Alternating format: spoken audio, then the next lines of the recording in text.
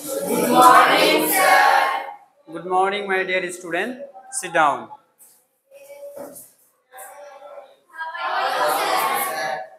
I am fine. And how are you all? Okay, very good. Have you any question from your previous lessons? Very good. আজকে আমাদের topic হচ্ছে voice change. তোমরা হয়তো প্রথম voice change শিখছো, তাই তো? প্রথম ক্লাস 8-এ তোমরা ভয়েস চেঞ্জ শিখছো বা অনেকে হয়তো হোম টিউশন বা অন্যান্য জায়গায় শিখে এসেছো। সো আমরা আজকে ভয়েস চেঞ্জ শিখবো।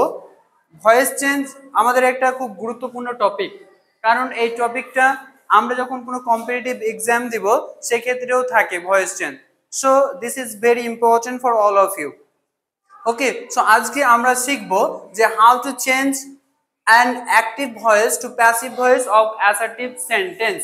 আমরা খুব ডিটেলসে জানবো যাতে করে আমাদের কোনো প্রশ্ন এখান থেকে না বাদ যায়, এবং আমাদের যদি কেউ কখনো জিজ্ঞাসা করে তাহলে আমরা যাতে অনায়াসে অ্যাক্টিভ ভয়েস থেকে প্যাসিভ ভয়েস করতে পারি। এবং তোমরা আজকে এই ক্লাসের মধ্যে দিয়ে তোমাদের বাবা মায়ের যে স্বপ্ন, সেই স্বপ্নের এক পথ এগিয়ে যাবে। কারণ আগেই বললাম যে আমাদের বিভিন্ন কম্পিটিটিভ পরীক্ষায় যখন ইংলিশ থাকে সেখান থেকে কিন্তু ভয়েস চেঞ্জ থাকে। সো এটা খুবই গুরুত্বপূর্ণ। সো ভয়েস চেঞ্জ দুই ভাগে ভাগ করা হয়েছে, একটা হচ্ছে অ্যাক্টিভ ভয়েস আর একটা হচ্ছে প্যাসিভ ভয়েস। অ্যাক্টিভ ভয়েস আর একটা হচ্ছে প্যাসিভ ভয়েস। আচ্ছা, what is active voice and what is passive voice? Active voice কি না, when the speaker or doer acts the action, যখন সাবজেক্ট নিজেই কাজটি করে তখন সেটাকে আমরা বলি অ্যাক্টিভ ভয়েস। আর প্যাসিভ ভয়েস কি না, যখন কাজটি অ্যাক্টেড আপন, কর্তার দ্বারা করানো বোঝায়, তখন সেটাকে আমরা কি বলি, প্যাসিভ ভয়েস। তাহলে বোঝা গেল যে অ্যাক্টিভ ভয়েস আর প্যাসিভ ভয়েস কি। ওকে, সো এবারে আমরা শিখব from active voice to passive voice of assertive sentence. A question arises in your mind, sir, what is assertive sentence? So can you tell me what is the definition of assertive sentence? Okay, Afia, stand up. When a sentence starts with a subject and ends with a full stop is called assertive sentence. Very good, sit down. So Afia বললো যে যখন কোনো একটা sentence subject দিয়ে শুরু হয় এবং full stop দিয়ে শেষ হয় তখন সেটাকে আমরা কি বলি, অ্যাসার্টিভ সেন্টেন্স। আচ্ছা, অ্যাসার্টিভ সেন্টেন্সের আবার দুটো ভাগ আছে, কি কি? অ্যাফার্মেটিভ আর নেগেটিভ। আচ্ছা, কেউ আমাকে একজন বলো তো অ্যাফার্মেটিভ সেন্টেন্সের একটা example. Okay, stand up. I play cricket. Okay, sit down. Very good. So আমরা এখানে দেখছি যে আই প্লে ক্রিকেট, এটা হচ্ছে আমাদের অ্যাফার্মেটিভ সেন্টেন্স। ঠিক আছে, এবারে নেগেটিভ সেন্টেন্সের একটা example. Okay, stand up. Wahiduzzaman. The boy cannot read English. Okay, so আমরা দেখলাম যে অ্যাসার্টিভ সেন্টেন্সকে দুই ভাগে ভাগ করা হয়েছে, কি? একটা হচ্ছে অ্যাফার্মেটিভ, একটা হচ্ছে নেগেটিভ। যখন নো বা নট থাকে না তখন সেটাকে অ্যাফার্মেটিভ বলা হয়, আর যদি নো বা নট থাকে তাহলে সেটাকে নেগেটিভ বলা হয়। সো যখন আমরা এই ধরনের সেন্টেন্স দিয়ে দেওয়া হবে আমাদের পরীক্ষায় এবং বলা হবে এটা অ্যাক্টিভ থেকে প্যাসিভ করতে, তখন আমরা এই যে ফলোইং আমি যে নিয়মগুলো তোমাদের বলবো সেই নিয়মগুলো তোমরা ফলো করলেই অ্যাক্টিভ ভয়েস থেকে প্যাসিভ ভয়েসে চেঞ্জ করতে পারবে। ঠিক আছে, সো প্রথম যেটা হচ্ছে, first of all you have to recognize subject verb object in a sentence. প্রথমে কি করতে হচ্ছে, সাবজেক্ট ভার্ব অবজেক্টকে তোমাদের খুব সুন্দরভাবে একটা সেন্টেন্সে চিনতে হবে। If you can't recognise subject verb object then you cannot change active voice to passive voice of assertive sentence. So first of all let's learn about subject verb and object. So who can tell me what is subject? Okay, stand up, Rohit. The speaker or doer of a sentence. Okay, very good, sit down. So the speaker or doer of a sentence, সেন্টেন্সের যিনি কর্তা বা যিনি বক্তা তিনি হচ্ছে আমাদের subject. যেমন ধরো এক্সাম্পলটা আমি আবার লিখছি, আই প্লে ক্রিকেট। আমরা একটা এক্সাম্পলের মধ্যে দিয়ে সবগুলো পার্ট এখানে বোঝানোর চেষ্টা করব। সো ও কি বললো যে যখন একটা সেন্টেন্সের যিনি কর্তা বা যিনি ডুয়ার বা স্পিকার সেটা হচ্ছে আমাদের সাবজেক্ট, তাহলে এখানে আই প্লে ক্রিকেট, আমি ক্রিকেট খেলি, কাজটা কে করছে? আমি করছি, আই, তাহলে আই হচ্ছে আমাদের এখানে সাবজেক্ট। ওকে, বোঝা গেছে এইটুকু? Next verb. আচ্ছা ভার্ব কে বলতে পারবে? Okay Rupali, stand up. A word which denotes an accent is called verb. এক্সাম্পল? Example, read, play, sing, drink, it is. Okay, very good, sit down. So Rupali যেটা বললো যে a word which denote an action, এমন একটি শব্দ যে শব্দ দ্বারা কোনো একটি কাজ করা বা হওয়া বোঝায় তাকে আমরা কি বলি? ভার্ব বলি। Example read, play, drink, etcetera etcetera. Okay, so এখানে কাজ করা কোন শব্দ দ্বারা বোঝাচ্ছে? প্লে দ্বারা, তাই না? অতএব আমাদের এই প্লেটা হচ্ছে কি? ভার্ব। আচ্ছা এবারে হচ্ছে অবজেক্ট। অবজেক্টটা কে বলতে পারবে? ওকে সোহানা, স্ট্যান্ড আপ। ভার্বকে কি বা কাকে দিয়ে প্রশ্ন করলে যে উত্তরটি পাওয়া যায় তাকে অবজেক্ট বলে। আচ্ছা ভেরি গুড, সিট ডাউন। আমরা যদি হোয়াট দিয়ে প্রশ্ন করি বা হোম, ঠিক আছে, হোয়াট বা হোম মানে কি বা কাকে দিয়ে যদি প্রশ্ন করি, কাকে? ভার্বকে, যে অ্যানসারটা পাবো সেটা হচ্ছে আমাদের অবজেক্ট। তাহলে এখানে প্রশ্ন করো তো, আচ্ছা আমি কি খেলি? ক্রিকেট খেলি। তাহলে এই যে এটা পেলাম, এটা হচ্ছে আমাদের কি? অবজেক্ট। ঠিক আছে, আচ্ছা তাহলে আমাদের প্রথম কাজ হচ্ছে যে এইভাবে আমরা একটা সেন্টেন্সের সাবজেক্ট, ভার্ব এবং অবজেক্ট এই তিনটে জিনিস খুঁজে বার করব। ওকে, এবার নেক্সট কাজ হচ্ছে কি আমাদের, না যখন সাবজেক্ট ভার্ব অবজেক্ট পেয়ে গেলাম, 2 নম্বর কাজ হচ্ছে এই যে অবজেক্ট আছে না, object becomes subject in passive voice. Object become subject in passive voice. এবারে প্রশ্ন হচ্ছে যে যদি অবজেক্টটা নাউন থাকে তাহলে তো সেটা অপরিবর্তিত অবস্থায় বসে যায়, কিন্তু যদি সেটা আবার প্রোনাউন হয় তাহলে আমাদের কেসটা জানা দরকার। এই ক্ষেত্রে কি জানা দরকার? কেস। আচ্ছা আমরা প্রত্যেকেই জানি কেস কয় প্রকার? 3 প্রকার, তাই তো? তাহলে কেস হচ্ছে 3 প্রকার। কি কি? সাবজেক্টিভ কেস, দেখো কেস 3 প্রকার, একটা হচ্ছে সাবজেক্টিভ কেস, একটা হচ্ছে অবজেক্টিভ কেস, আর একটা হচ্ছে পজিটিভ কেস। আচ্ছা এবারে দেখো যে সাবজেক্টিভ কেস, ধরো আমি আই নিলাম, তাহলে আয়ের অবজেক্টিভ কেস কি হয়? মি হয়, তাই তো? এর পজিটিভ কেস কি হয়ে যায়? মাইন। যদিও আমাদের এখানে পজিটিভটা দরকার নেই, কিন্তু আমরা জেনে রাখবো, কারণ জেনে রাখা আমাদের সবকিছুই দরকার। সো যখন আমি বললাম যে যখন অবজেক্টটা সাবজেক্ট হিসেবে যাবে, তাহলে অবজেক্ট যদি মি থাকে, তাহলে যখন আমি এটা চেঞ্জ করছি সাবজেক্টে, তখন নিশ্চয়ই সেটা আয়ে পরিবর্তন হবে। এইভাবে আমরা আরো বাকি প্রোনাউন গুলো দেখে নিই। তাহলে উই যদি থাকে, উই থেকে কি হয়? আস হয়। পজিটিভে কি হয়ে যায়? আওয়ার। আচ্ছা ইউ আছে, সাপোজ মনে করো ইউ, তাহলে ইউ এর অবজেক্টিভ ইউই হয়, আর পজিটিভে কি হয়ে যায়? ইওর। আচ্ছা তারপরে ধরো দে আছে, তাহলে দে থেকে কি হবে? দেম, দেয়ার। আচ্ছা হি আছে, ধরো হি, হি থেকে হিম, এবং এদিকে হিজ। হার আছে, সি, সরি সি এখানে যদি থাকে সি, তাহলে সি থেকে কি হবে? হার, আর এটা হয়ে যাবে হার। ঠিক আছে, আচ্ছা রিড আফটার মি, আমার সাথে একবার প্রত্যেকে রিপিট করো। তাহলে আই এর সাবজেক্টিভ কেস, মানে সাবজেক্টিভ কেস আই যদি হয়, তাহলে অবজেক্টিভে কি হবে? মি, উই, আস, ইউ, দে, হি, হি কিন্তু ছেলেদের ক্ষেত্রে ব্যবহার করা হয়, জানো তো? আচ্ছা সি, হার। তাহলে আমরা যখন অবজেক্টটাকে সাবজেক্ট করব, আর যদি দেখি এই প্রোনাউন গুলো রয়েছে, তাহলে আমরা এইভাবে চেঞ্জ করব। ওকে, আচ্ছা তারপরে আমাদের কি করতে হয় না, তারপরে একটা হেল্পিং ভার্ব বসাতে হয়। কি ভার্ব বসাতে হয়? Helping verb. এবারে দেখো হেল্পিং ভার্ব কোনগুলো? Am is are, was, were, has, have, shall, may, must, can, could, might, এগুলো আমরা হেল্পিং ভার্ব বলি। ঠিক আছে, এবার হেল্পিং ভার্বটা আমরা কিভাবে চেঞ্জ করব? দেখো যদি আমাদের অ্যাক্টিভ ভয়েসটা সেটা প্রেজেন্ট টেন্সে থাকে, সেটা প্রেজেন্ট হতে পারে বা পাস্ট হতে পারে। ঠিক আছে, প্রেজেন্ট বা পাস্ট কন্টিনিউয়াস হতে পারে। সেক্ষেত্রে আমরা তো জানি যে সেখানে একটা কি থাকে, অ্যামিজার ওয়াজওয়ার এটা থাকেই। তাহলে অ্যামিজার বা ওয়াজওয়ার সেটা তো বসাবোই, তার সাথে সাথে আমরা কি করব না মেনশন, এখানে লিখে দিচ্ছি দেখো, mention helping verb plus being বসাবো, তার সাথে এক্সট্রা কি বসাবো, বিং বসাবো।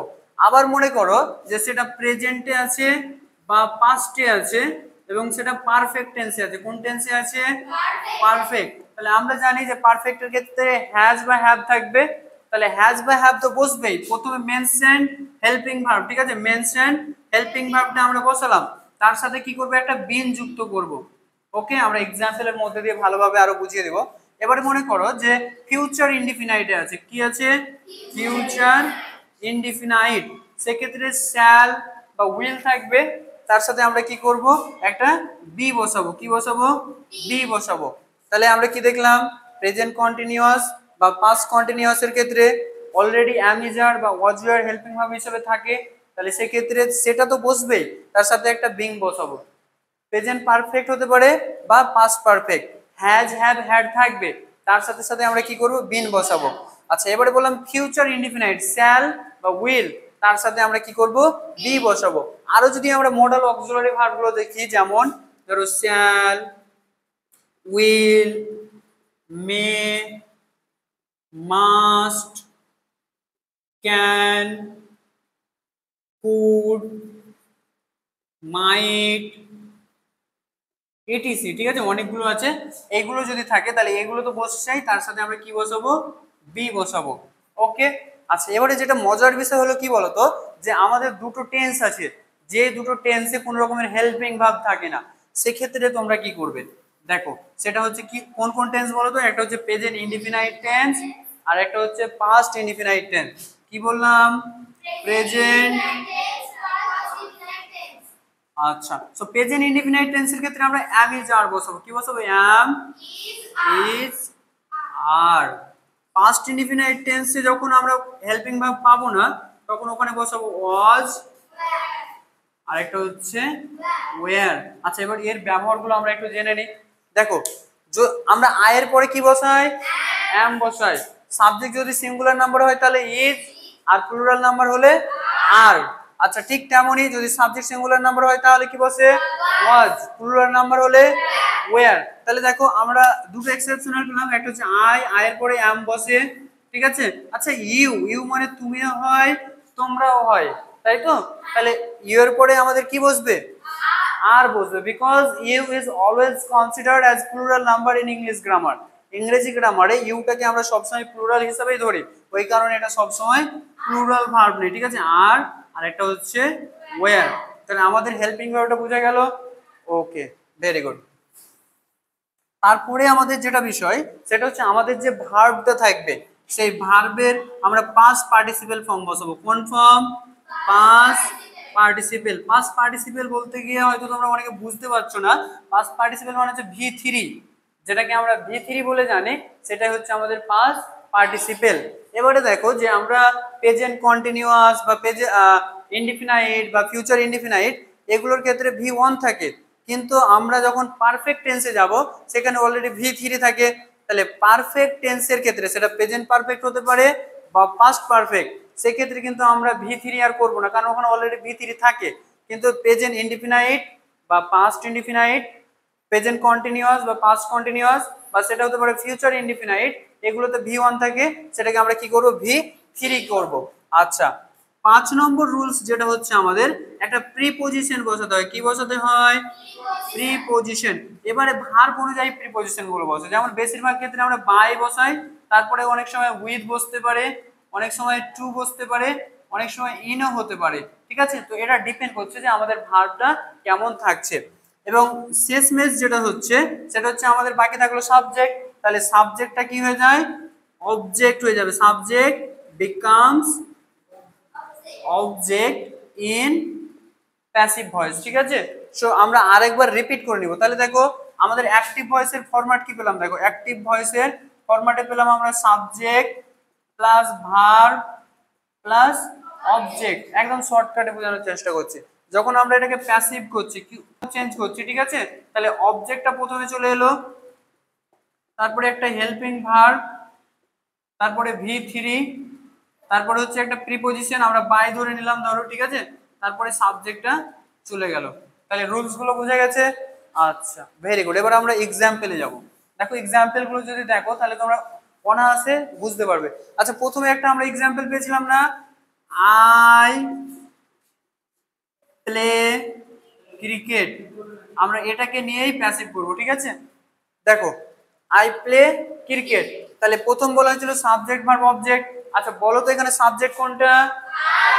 আইটা হচ্ছে আমরা সাবজেক্ট। প্রথমে এইভাবে আন্ডারলাইন করব, ঠিক আছে, কারণ তোমরা যেহেতু প্রথম শিখছো, প্রথম শিখতে গিয়ে আমাদের অনেকটা পরিশ্রম করতে হয়, ওই কারণে আমরা কি করব, প্রথমে দাগ দিয়ে নেবো, অনেকের অসুবিধা হতে পারে। আচ্ছা ভার্ব কোনটা? Play verb. আচ্ছা অবজেক্ট ক্রিকেট, তাহলে আমরা এই তিনটে জিনিস পেয়ে গেলাম। দ্বিতীয় কাজ কি ছিল? অবজেক্ট বিকামস দ্য সাবজেক্ট, তাহলে অবজেক্ট যেটা আছে সেটা সাবজেক্টে নিয়ে আসবো। আচ্ছা তাহলে অবজেক্টটা নাউন না প্রোনাউন আছে? নাউন আছে, ক্রিকেট একটা নাম বুঝেছে, তাই তো, ওই কারণে আমাদের এখানে কোনো চেঞ্জ হবে না, এটা কি হয়ে যাবে, ক্রিকেটটা প্রথমে চলে আসবে। আচ্ছা মাথায় রাখবে, when a sentence start the first letter of the word will be in capital। অনেক ছেলে মেয়ে এই জায়গাটায় ভুল করে, যে ধরো এখানে ক্রিকেটটা ছোট হাতের আছে, ওই ছোট হাতের লিখে দেয়, কিন্তু গ্রামারের রুলস হচ্ছে যখন কোনো সেন্টেন্স প্রথমে শুরু হয় তার প্রথম অক্ষরটা অবশ্যই বড় হাতের হতে হবে, মাথায় থাকবে।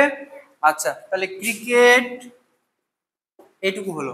তারপরে বলা হচ্ছে দেখো হেল্পিং ভার্ব কোন টেন্সে আছে, দেখো V1 আছে, তাহলে present indefinite tense. Present indefinite মানে am is are, এই তিনটে বসবে। আচ্ছা সাবজেক্টটা সিঙ্গুলার না প্লুরাল? সিঙ্গুলার, তাহলে সিঙ্গুলার হলে ইজ বসে, ক্রিকেট ইজ হয়েছে। 3 নম্বর রুলসে এসো।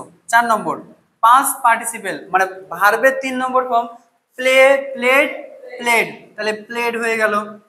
আচ্ছা এবারে আরেকটা প্রশ্ন আসতে পারে যে স্যার এখানে যদি আরো আদার্স গুলো থাকে, কমপ্লিমেন্ট থাকে বা আদার্স থাকে, তাহলে সেটা কোথায় রাখবো? সেটা তোমরা দুই জায়গায় রাখতে পারো, এক V3 এর পরেও রাখতে পারো বা অ্যাট দ্য এন্ডও রাখতে পারো, ঠিক আছে, মানে V3 এর পর রাখা যায় বা একদম শেষেও রাখা যায়। তো যেহেতু আমাদের আদার্স কিছু নেই, সে নিয়ে মাথা ব্যথা নেই। তারপরে একটা কি প্রিপজিশন, প্লেড এর পরে বাই বসে, ওই কারণে আমরা বাই বসালাম। তারপরে আমাদের কি বাকি থাকলো? সাবজেক্ট, তাই তো, সাবজেক্ট কি আছে? আই, তাহলে আই কে যখন আমরা অবজেক্টে চেঞ্জ করব তাহলে কি হবে? মি হয়ে যাবে। ভেরি গুড, তাহলে প্রথম এক্সাম্পলটা বোঝা গেল? বুঝা গেছে তো? আচ্ছা তারপরে ধরো আমি দ্বিতীয় নম্বরে বলছি, the girl is drawing a beautiful picture. সেন্টেন্সটাকে প্রথমে সুন্দর করে পড়ো, the girl is drawing a beautiful picture. Subject কি দেখো, দ্য গার্ল, প্রথমে আন্ডারলাইন করে নিলে সাবজেক্ট। আচ্ছা মেন ভার্ব হচ্ছে আমাদের এখানে ড্রয়িং, তাহলে ভার্ব। আচ্ছা কি আঁকছে? একটি সুন্দর ছবি, দেখো পুরোটা পাচ্ছি আমরা, কি আঁকছে? একটি সুন্দর ছবি, তাহলে আ বিউটিফুল পিকচার, এটা পুরোটা হয়ে গেল আমাদের অবজেক্ট, ঠিক আছে। আচ্ছা প্রথম কাজ কি বললাম? চিনতে পারলাম সাবজেক্ট ভার্ব অবজেক্ট, চেনা গেছে। দ্বিতীয় কাজ কি বললাম? অবজেক্টটা সাবজেক্ট হয়ে যাবে, তাহলে এখানে অবজেক্ট কি আছে? আ বিউটিফুল পিকচার। আচ্ছা এখানে ওটা মিটিয়ে দিলাম, ঠিক আছে, পিকচার। তারপরে আমাদের কি করতে হবে এখানে? Helping verb. হেল্পিং ভার্ব আছে না নাই? ইজ আছে। আচ্ছা এটা মাথায় রাখবে, যখন ইজ থাকবে তার মানে ওরা 3 ভাই বোন, অ্যামিজার। যদি ওয়াজ থাকে তার মানে ওরা 2 ভাই বোন, অজওয়েল। যদি হ্যাজ থাকে তাহলে ওরা 2 ভাই বোন, হ্যাজ হ্যাভ। যদি হ্যাড থাকে, হ্যাড একাই, বাবা একাই, ঠিক আছে। তো সেক্ষেত্রে আমাদের মাথা ব্যথা নেই, কিন্তু যখন ইজ থাকবে তার মানে অ্যামিজ আর। এবার কখন কোনটা বসবে আমরা আগেই বলে দিয়েছি, যে সাবজেক্টের উপর ডিপেন্ড করছে। একটি বিউটিফুল পিকচার, ঠিক আছে, তাহলে এখানে একটি বোঝাচ্ছে, ওই কারণে ইজ বসে গেল, ঠিক আছে। আচ্ছা এবারে বললাম যে যদি সেন্টেন্সটা কন্টিনিউয়াস হয়, সেটা প্রেজেন্ট কন্টিনিউয়াস হতে পারে বা পাস্ট কন্টিনিউয়াস হতে পারে, তো সেক্ষেত্রে আমরা কি করব? বিং নিয়ে আসবো, মনে পড়ছে? বিং। আচ্ছা যখন বিং নিয়ে এলাম, এই আইএনজিটা উঠে গেল আমাদের, কি হয়ে গেল? উঠে গেল। তারপরে এবারে কি বলছে? পাস্ট পার্টিসিপেল ফর্ম, তাহলে ভার্বের 3 নম্বর ফর্ম, ড্র, ড্রিউ, ড্রন। প্রত্যেকে জানা আছে তো? তোমাদের যদি না জানা থাকে তাহলে এইভাবে মিনিমাম 150 থেকে 200টা ভার্বের ফর্মগুলো জেনে রাখবে, প্রেজেন্ট, পাস্ট এবং পাস্ট পার্টিসিপেল। তাহলে দেখো এখানে আমাদের কি হলো, তাহলে ড্রন হয়ে গেল। আচ্ছা, তাহলে আ বিউটিফুল পিকচার ইজ বিং ড্রন। আচ্ছা, আদার্স কিছু আছে কি এখানে? নেই। তাহলে আমাদের এবারে কি বসাবো? প্রিপোজিশন। তাহলে বাই দা গার্ল। বুঝা গেছে? আচ্ছা চলো আরেকটা এক্সাম্পল দেখি।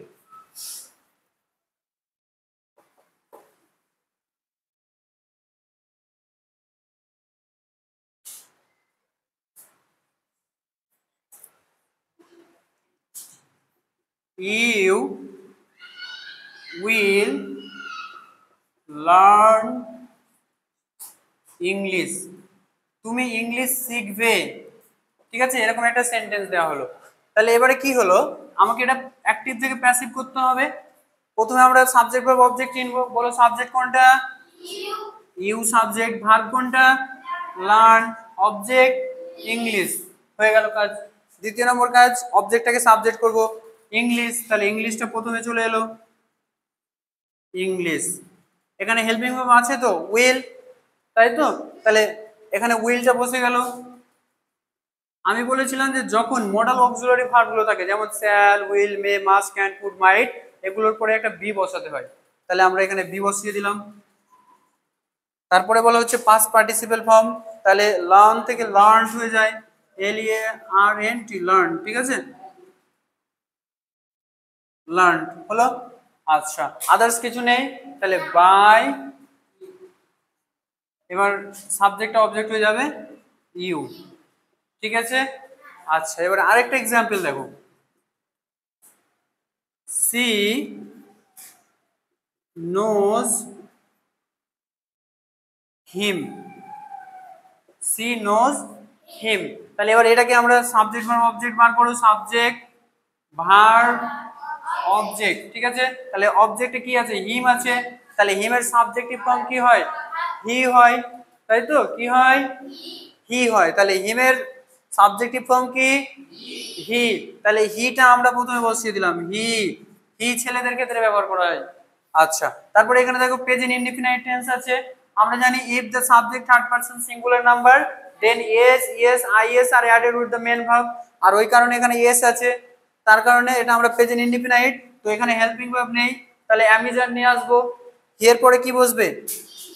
ইজ। আচ্ছা, তারপরে কি বলা হচ্ছে এখানে? ভি3, তাহলে নো, নিউ, নোন। এবারে এখানে একটু এক্সেপশনাল, এখানে আর বাই বসবে না। কি বসবে না? বাই বসবে না, কারণ নো সব সময় টু প্রিপজিশন নেই, ওই কারণে আমরা এখানে আর বাই বসাতে পারবো না। কি বসাবো? টু। আচ্ছা, কি বাকি থাকলো? সি। তাহলে সি অবজেক্টে চলে গেলে কি হবে? হার।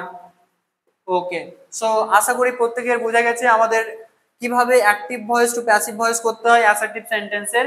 আজকে এই থাকছে, পরের দিন আমরা আরো এর অনেক এক্সাম্পল দেখব এবং তারপরে আরো টপিক যেমন ইম্পারেটিভ রয়েছে, ইন্টারোগেটিভ রয়েছে, সেইগুলো নিয়ে আলোচনা করব। Thank you.